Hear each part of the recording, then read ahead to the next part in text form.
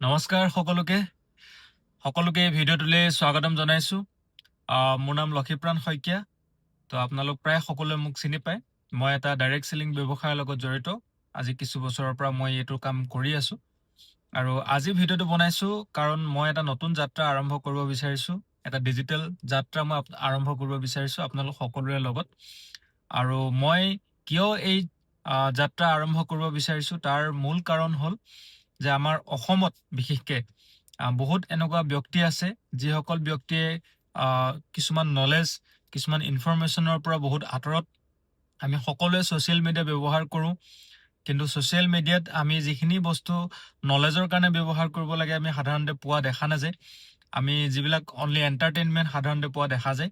তো মই বিচাৰিছোঁ যে আমাৰ অসমৰ যিসকল জনসাধাৰণ তেওঁলোকক কিছুমান নলেজ দিয়া যাওক, যাৰ জৰিয়তে সকলোৱে নিজৰ ভৰিত নিজে থিয় হ'ব পাৰে, এণ্টাৰপ্ৰেনাৰিয়েল মাইণ্ডছেট তেওঁলোকে ল'ব পাৰে। তাৰ কাৰণে মই এই যাত্ৰা আৰম্ভ কৰিব বিচাৰিছোঁ। তো আপোনালোক সকলোৱে সহায় কৰিব বুলি মই আশাবাদী। আৰু মই এটাই কথা ক'ব বিচাৰিম যে ইয়াৰ পৰা মোৰ জাষ্ট এটা আৰম্ভণিহে হ'ব। তো মই এনেকুৱা এটা ফেমিলিৰ পৰা বিলং কৰোঁ য'ত কোনো বেকগ্ৰাউণ্ড নাই। এটা BPL ফেমিলিৰ পৰা মই বিলং কৰিছিলোঁ, আৰু তাৰ পৰা মই নিজেই এটা ব্যৱসায় জাৰ্ণি আৰম্ভ কৰিলোঁ।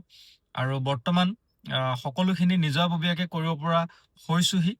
আৰু এইখিনি সম্পূৰ্ণ পচিবল হৈছে কাৰণ মই কিছুমান নলেজ পালোঁ, কিছুমান ব্যক্তিৰ সান্নিধ্য পালোঁ, যাৰ জৰিয়তে মই নিজকে কেনেকৈ আপগ্ৰেড কৰিব পাৰোঁ, কিয় মানুহে ব্যৱসায় কৰিব লাগে বা ব্যৱসায়িক মাইণ্ডছেট কিয় মানুহৰ থাকিব লাগে, এই সকলোবিলাক নলেজ যেতিয়া মই পালোঁ আৰু তাক যেতিয়া মই এটা ভাল প্লেটফৰ্মত এপ্লাই কৰিব পাৰিলোঁ, কাৰণ অকল নলেজ থাকিলে আমি সকলো নাপাওঁ, তাক আমি এটা ভাল প্লেটফৰ্মত এপ্লাইও কৰিব লাগিব, ইমপ্লিমেণ্ট কৰিব লাগিব।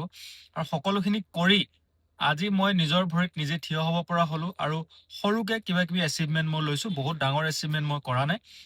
আহিবলগীয়া দিনত আমি তাৰ বিষয়ে ভালকৈ আলোচনা কৰিম। কিন্তু মই বিচাৰিছোঁ যে এই ভিডিঅ'টো বা এই যিটো মাধ্যম সকলো ব্যক্তিয়ে, অসমৰ প্ৰত্যেকজন ব্যক্তিয়ে লাভ কৰক, যাতে তেওঁলোকেও নিজৰ জীৱনত কিবা এটা কৰিবৰ কাৰণে আগবাঢ়ি যাব পাৰে, আৰু লগতে যাতে তেওঁ দুজনক সহায় কৰিব পাৰে। আৰু আমি এটা বস্তু চাব লাগিব, বৰ্তমান সময়ত যিটো আনএমপ্লয়মেণ্ট ৰেট, মই কোনো গভৰ্ণমেণ্টৰ কথা ইয়াত আলোচনা কৰিবৰ কাৰণে নাযাওঁ। বৰ্তমান আমাৰ অসমৰ যিটো পপুলেশ্যন আপোনালোকে যদি চাই, ইয়াত চাব পাৰে 3.68 কৰোৰ আমাৰ যিটো অসমৰ পপুলেশ্যন, 3.86 কৰোৰ পপুলেশ্যন। আৰু তাৰ ভিতৰত 3.9% আনএমপ্লয়মেণ্ট ৰেট।